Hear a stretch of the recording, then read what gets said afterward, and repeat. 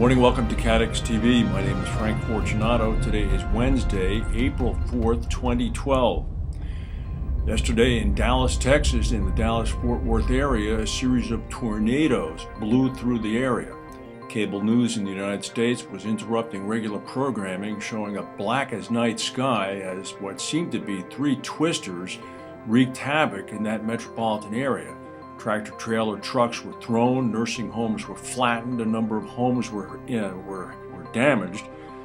The Dallas suburb of Lancaster was one of the hardest hit. Amazingly, there's been no report of any fatalities, only minor injuries.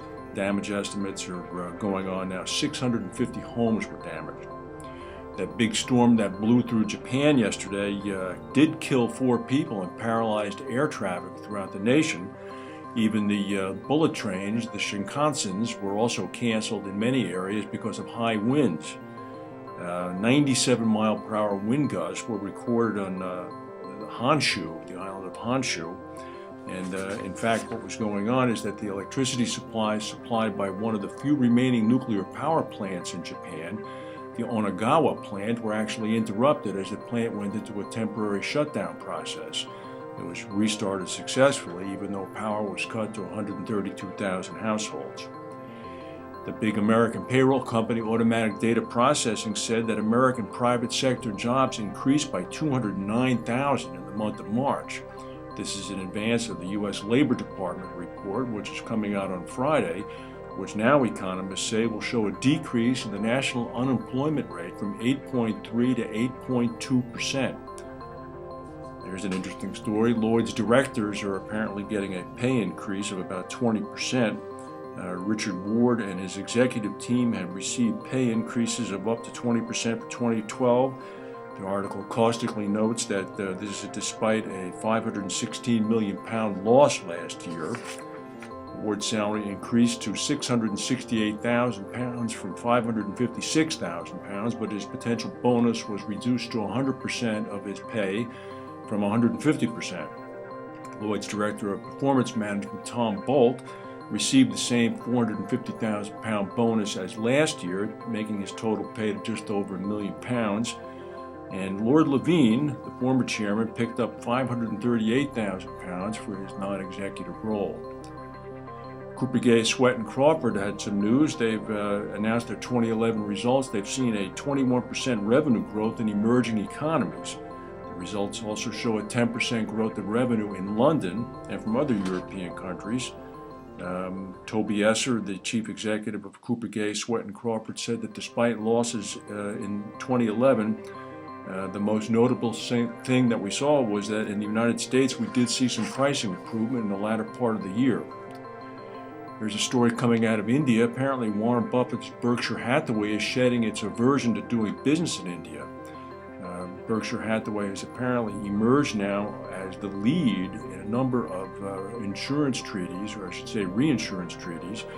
They're going to be the lead reinsurer for Baja Allianz and National Insurance, and they're going to be the co-lead in a big treaty for New India Assurance. Now, this indicates that they're going to be reinsuring the majority portion of the insurance policies sold by these companies.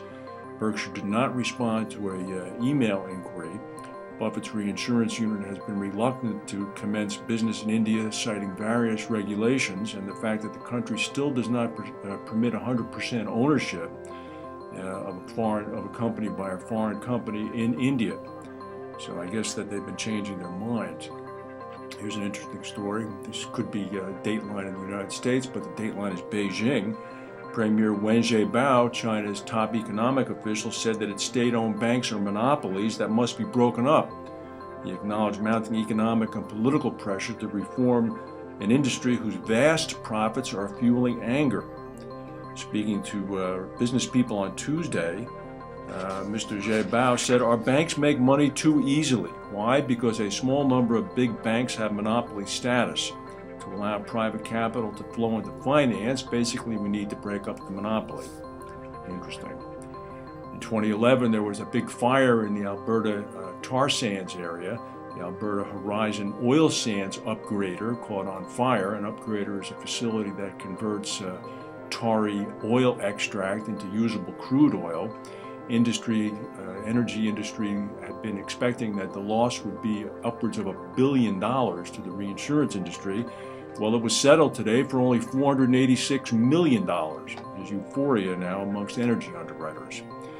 And the Brazilian federal prosecutor has launched a second $11 billion lawsuit against Chevron and the drilling company Transocean, following the discovery of a second oil leak in the offshore Frade oil field. The federal prosecutor said that, in fact, what may have happened is that the damage that has been caused by Chevron and Transocean to the Frade reservoir might, in fact, render it unusable in the future. So this would mean denying Brazil its right to royalties on a public resource, that field. So this could go on for quite some time. That's the news for today. If we have any breaking news, we'll come back and tell you. Thank you for watching, and we'll see you tomorrow.